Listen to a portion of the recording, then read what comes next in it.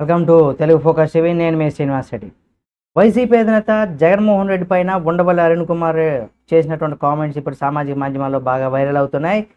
ఇంతటికి ఏం కామెంట్ చేశారు ఏమని తెలుసుకునే ముందు ఈ వీడియోని పూర్తిగా చూడండి. మీరు కనుక జగన్మోహన్ రెడ్డి గారి అభిమానులు అయితే ఆయనకి సంబంధించిన మరిన్ని వీడియోని మీ ముందుకు తీసుకొస్తుంది మన తెలుగు ఫోకస్ టీవీ ఛానల్. కాబట్టి సబ్స్క్రైబ్ చేసుకొని పక్కన ఉన్న బెల్ బటన్ నొక్కి ఆయన మీద మీకున్నటువంటి అభిమానాన్ని తెలియచేయండి కామెంట్ రూపంలో. అయితే వైసీపీ అధినేత జగన్మోహన్ రెడ్డి గారు ముఖ్యమంత్రి అవ్వగానే ఇక్కడ కక్ష సాధింపు చర్యలు వద్దని గతంలోనే చెప్పానని కూడా మాజీ ఎంపీ ఉండవల్లి అరుణ్ కుమార్ అయితే ఇక్కడ చెప్పుకొచ్చారు. అయితే జగన్మోహన్ రెడ్డి తప్పు చేస్తే జగన్ జైలులో పెట్టాలని కూడా చెప్పుకొచ్చారు. పోలీసులను కూడా జైల్లో పెట్టవద్దని కూడా అన్నారు. చాలామంది ఐపీఎస్ ఐఏఎస్లు తమకు స్నేహితులుగా ఉన్నారని కూడా ఆయన తెలియచేశారు.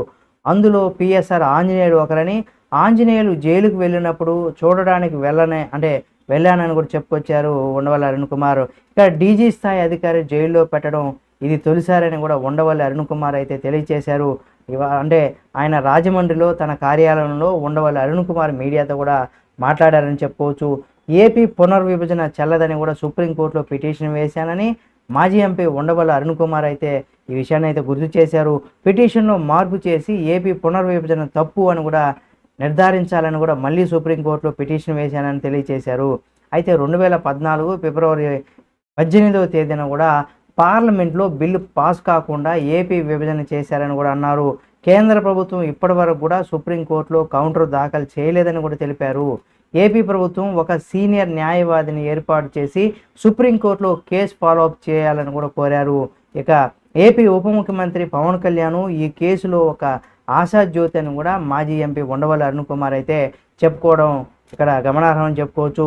ఏపీ పునర్విభజనలో ఏపీకి జరిగినటువంటి అన్యాయం పైన సుప్రీంకోర్టులో పిటిషన్ వేసి నేటికి 11 ఏళ్ళు పూర్తయిందని కూడా వెల్లడించారు. పవన్ కళ్యాణ్కు ఇప్పటికే ఈ విషయం పైన కూడా లేఖ రాశానని కూడా ఉండవల్లి అరుణ్ కుమార్ అయితే గుర్తు చేశారు. అంతేకాకుండా ఉగ్రవాదుల విషయంలో కేంద్ర ప్రభుత్వం తీసుకున్నటువంటి చర్యలు కూడా అందరూ సమర్థించాలని కూడా తెలిపారు. ఉగ్రవాదాన్ని అణిచివేసేందుకు కేంద్ర ప్రభుత్వం చర్యలు చేపట్టాలని కూడా కోరారు. అంతేకాకుండా భారతదేశంతో యుద్ధం చేసే శక్తి పాకిస్తాన్కు లేదని కూడా చెప్పుకొచ్చారు. యుద్ధం జరిగితే పాకిస్తాన్ నష్టపోతుందని కూడా తెలుసు. అయితే మతం ప్రధానమైనదిగా ఇక్కడ భారతదేశంలో సరికాదన్నారు. ఇండియాలో 12% ముస్లింలు ఉన్నారని కూడా తెలిపారు. పాకిస్తాన్లో హిందువులు 1% మాత్రమే ఉన్నారని కూడా చెప్పుకొచ్చారు. అంతేకాకుండా ముస్లిం పైన వ్యతిరేకత ఇక్కడ సృష్టించకూడదని కానీ పాకిస్తాన్ వ్యతిరేకించాలని అన్నారు. ప్రస్తుత తరుణంలో కూడా మత విద్వేషాలు రెచ్చగొట్టకూడదని కూడా చెప్పుకొచ్చారు. కాశ్మీర్లో జరిగినటువంటి ఉగ్రదాడిని ప్రపంచ దేశాలు కూడా ఖండిస్తున్నాయని కూడా ఉండవల్లి అరుణ్ కుమార్ అయితే గుర్తు చేశారు. అప్పుడు అధికారులను కూడా జగన్మోహన్ రెడ్డి గారు ఇలా చేయడం కొంత తప్పని కూడా ఇక్కడ ఉండవల్లి అరుణ్ కుమార్ అయితే చెప్పుకొచ్చారు. ఈ వీడియో మీకు నచ్చితే లైక్ చేయండి. మరిన్ని వీడియోల కోసం మన తెలుగు ఫోకస్ ఛానల్ సబ్స్క్రైబ్ చేసుకొని పక్కనే ఉన్న బెల్ బటన్ ఒకటి మాత్రం మర్చిపోకండి.